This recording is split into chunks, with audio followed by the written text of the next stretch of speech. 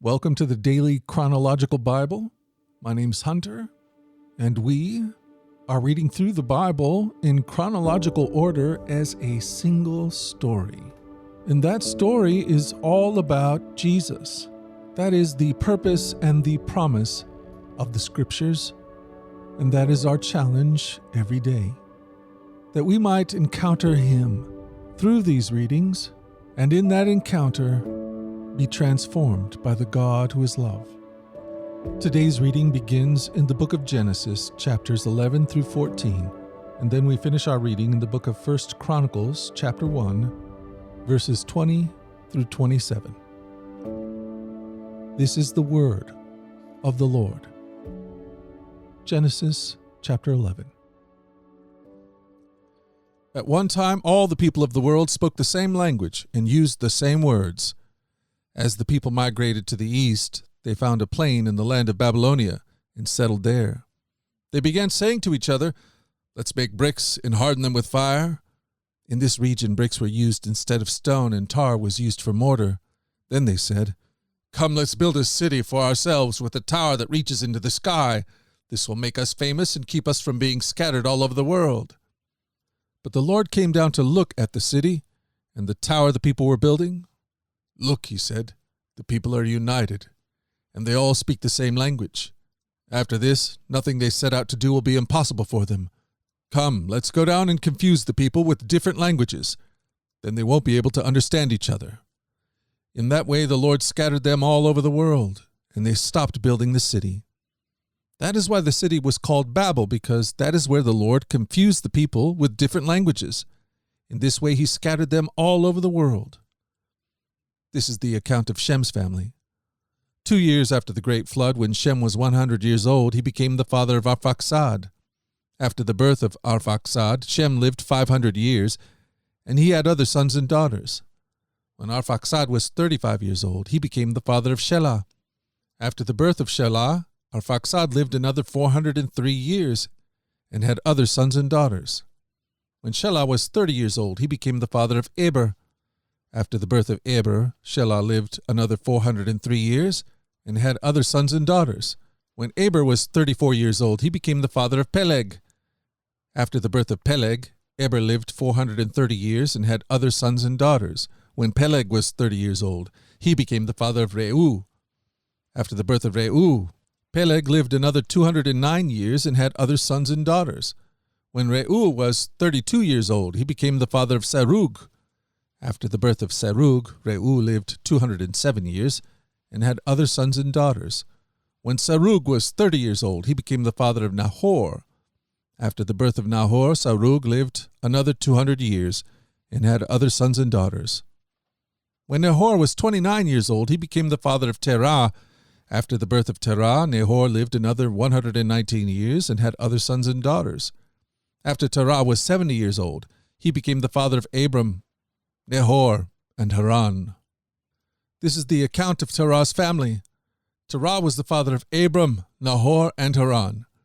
And Haran was the father of Lot. But Haran died in Ur of the Chaldeans, the land of his birth, while his father Terah was still living. Meanwhile, Abram and Nahor both married. The name of Abram's wife was Sarai, and the name of Nahor's wife was Milcah. Milcah and her sister Iscah were daughters of Nahor's brother Haran. But Sarai was unable to become pregnant and had no children. One day Terah took his son Abram, his daughter-in-law Sarai, his son Abram's wife, and his grandson Lot, his son Haran's child, and moved away from Ur of the Chaldeans. He was headed for the land of Canaan. But they stopped at Haran and settled there. Terah lived 205 years and died while still in Haran. Genesis chapter 12. The Lord had said to Abram, "Leave your native country, your relatives, and your father's family, and go to the land that I will show you. I will make you into a great nation. I will bless you and make you famous, and you will be a blessing to others. I will bless those who bless you, and curse those who treat you with contempt. All the families on the earth will be blessed through you." So Abram departed as the Lord had instructed, and Lot went with him. Abram was 75 years old when he left Haran. He took his wife Sarai, his nephew Lot, and all his wealth, his livestock, and all the people he had taken into his household at Haran, and headed for the land of Canaan. When they arrived in Canaan, Abram traveled through the land as far as Shechem. There he set up camp beside the oak of Moreh. At that time the area was inhabited by Canaanites. Then the Lord appeared to Abram and said, I will give this land to your descendants. And Abram built an altar there and dedicated it to the Lord, who had appeared to him. After that, Abram traveled south and set up camp in the hill country, with Bethel to the west and Ai in the east. There he built another altar and dedicated it to the Lord, and he worshipped the Lord. Then Abram continued traveling south by stages toward the Negev. At that time a severe famine struck the land of Canaan, forcing Abram to go down to Egypt, where he lived as a foreigner. As he was approaching the border of Egypt, Abram said to his wife Sarai, Look, you are a very beautiful woman. When the Egyptians see you, they will say, This is his wife, let's kill him, then we can have her. So please tell them you are my sister. Then they will spare my life and treat me well because of their interest in you. And sure enough, when Abram arrived in Egypt, everyone noticed Sarai's beauty. When the palace officials saw her, they sang her praises to Pharaoh, their king, and Sarai was taken into his palace. Then Pharaoh gave Abram many gifts because of her: sheep, goats, cattle, male and female donkeys, male and female servants, and camels. But the Lord sent a terrible plague upon Pharaoh and his household because of Sarai, Abram's wife. So Pharaoh summoned Abram and accused him sharply. What have you done to me? He demanded. Why didn't you tell me she was your wife? Why did you say she is my sister and allow me to take her as my wife? Now then, here is your wife. Take her and get out of here. Pharaoh ordered some of his men to escort them, and he sent Abram out of the country along with his wife and all his possessions. Genesis 13. So Abram left Egypt and traveled north into the Negev, along with his wife and Lot, and all that they owned. Abram was very rich in livestock, silver and gold. From the Negev they continued traveling by stages toward Bethel, and they pitched their tents between Bethel and Ai, where they had camped before. This was the same place where Abram had built the altar, and there he worshipped the Lord again. Lot, who was traveling with Abram, had also become very wealthy with flocks of sheep and goats, herds of cattle, and many tents. But the land could not support both Abram and Lot with all their flocks and herds living so close together. So disputes broke out between the herdsmen of Abram and Lot. At that time, Canaanites and Perizzites were also living in the land. Finally, Abram said to Lot, Let's not allow this conflict to come between us or our herdsmen. After all, we are close relatives. The whole countryside is open to you. Take your choice of any section of land you want, and we will separate. If you want the land to the left, then I'll take the land on the right. If you prefer the land on the right, I'll take the land to the left. Lot took a long look at the fertile plains of the Jordan Valley in the direction of Zoar. The whole area was well watered everywhere, like the garden of the Lord, or the beautiful land of Egypt. This was before the Lord destroyed Sodom and Gomorrah. Lot chose for himself the whole Jordan Valley to the east of them. He went there with his flocks and servants and parted company with his uncle Abram. So Abram settled in the land of Canaan, and Lot moved his tents to a place near Sodom and settled among the cities of the plain. But the people of this area were extremely wicked and constantly sinning against the Lord. After Lot had gone, the Lord said to Abram, Look as far as you can see in every direction, north and south, east and west. I'm giving all this land, as far as you can see, to you and your descendants as a permanent possession. And I will give you so many descendants that, like the dust of the earth, they cannot be counted. Go and walk through the land in every direction, for I am giving it to you. So Abram moved his camp to Hebron, and settled near the oak grove belonging to Mamre. There he built another altar to the Lord. Genesis 14. About this time war broke out in the region. King Armaphel of Babylonia, King Arioch of Elasar, King Kedorlaomer of Elam, and King Tidal of Goim fought against King Bera of Sodom, King Birsha of Gomorrah, King Shinab of Admah, King Sheneber of Zeboim, and the king of Bela, also called Zoar. This second group of kings joined forces in Siddim Valley, that is the valley of the Dead Sea. For 12 years they had been subject to King Chedorlaomer, but in the 13th year they rebelled against him. 1 year later, Chedorlaomer and his allies arrived and defeated the Rephaites at Eshtaroth Karnaim, the Zuzites of Ham, the Emites of Shav Kiriathaim, and the Horites of Mount Seir as far as El Paran, at the edge of the wilderness. Then they turned back and came to En Mishpat, now called Kadesh, and conquered all the territory of the Amalekites and also the Amorites living in Hazeron Tamar. Then the rebel kings of Sodom, Gomorrah, Admah, Zeboim, and Bela, also called Zoar, prepared for battle in the valley of the Dead Sea. They fought against King Chedorlaomer of Elam, King Til of Goim, King Aramaphel of Babylonia, and King Arioch of Ellasar. 4 kings against 5. As it happened, the valley of the Dead Sea was filled with tar pits, and as the army of the kings of Sodom and Gomorrah fled, some fell into the tar pits, while the rest escaped into the mountains. The victorious invaders then plundered Sodom and Gomorrah and headed for home, taking with them all the spoils of war and the food supplies.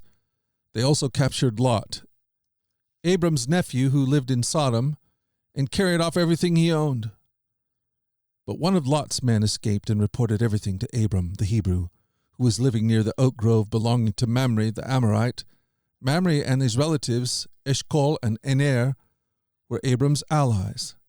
When Abram heard that his nephew Lot had been captured, he mobilized the 318 trained men who had been born into his household. Then he pursued Chedorlaomer's army until he caught up with them at Dan. There he divided his men and attacked during the night. Chedorlaomer's army fled, but Abram chased them as far as Hobah, north of Damascus. Abram recovered all the goods that had been taken, and he brought back his nephew Lot with his possessions and all the women and other captives. After Abram returned from his victory over Chedorlaomer and all his allies, the king of Sodom went out to meet him in the valley of Shaveh, that is, the king's valley. And Melchizedek, the king of Salem, and a priest of God Most High, brought Abram some bread and wine. Melchizedek blessed Abram with this blessing: Blessed be Abram by God Most High, creator of heaven and earth, and blessed be God Most High, who has defeated your enemies for you. Then Abram gave Melchizedek 1/10 of all the goods he had recovered.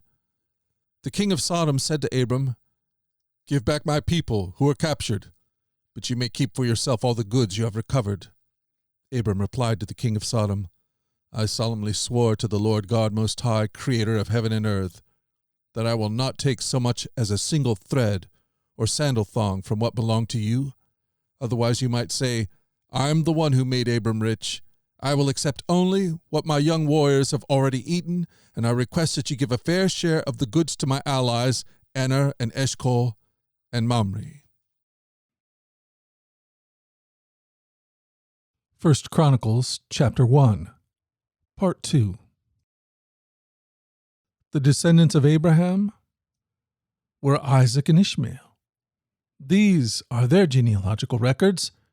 The sons of Ishmael were Neboith, the oldest, Kedar, Abdil, Mibsam, Mishma, Dumah, Massa, Hadad, Timah, Jetur, Nephish, and Kedemah. These were the sons of Ishmael. The sons of Keturah, Abraham's concubine, were Zimran, Jokshan, Midan, Midian, Ishbak, and Shua. The sons of Jokshan were Sheba and Dedan. The sons of Midian were Epher, Hanach, Abidah, and Eldah. All these were the descendants of Abraham through his concubine, Keturah. Abraham was the father of Isaac. The sons of Isaac were Esau and Israel.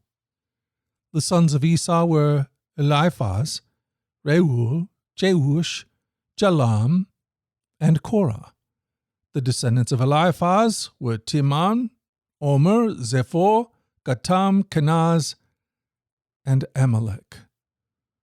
who was born in Timnah. The descendants of Reuel were Nahath, Ze'er, Shammah, and Mizah. The descendants of Sair were Lotan, Shobol, Ziboin, Anah, Dishon, Ezer, and Dishan. The descendants of Lotan were Hori and Hemam. Lotan's sister was named Timnah. The descendants of Shobol were Alvan, Mahahath, Ebal, Shepho, and Onan.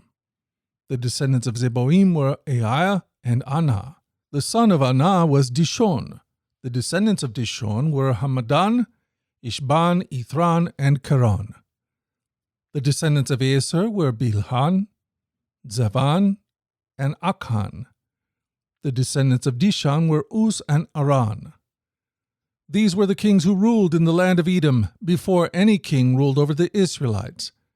Bela son of Beor, who ruled from his city, Dinahaba. When Bela died, Jobab son of Zerah from Bosra became king in his place.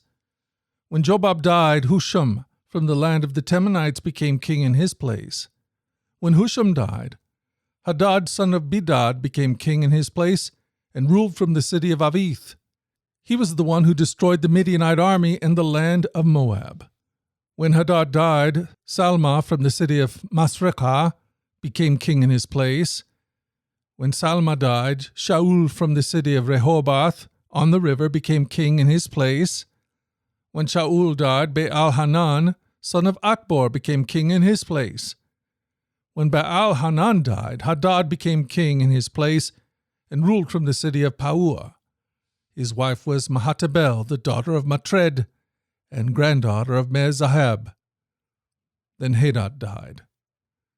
The clan leaders of Edom were Timnah, Alva, Jepheth, Oholibamah, Elah, Pinon, Kanaz, Temah, Mibzar, Magdiel, and Aram. These are the clan leaders of Edom. 1 Chronicles, chapter 1. This is the word of the Lord. Thank you for joining us at the Daily Chronological Bible.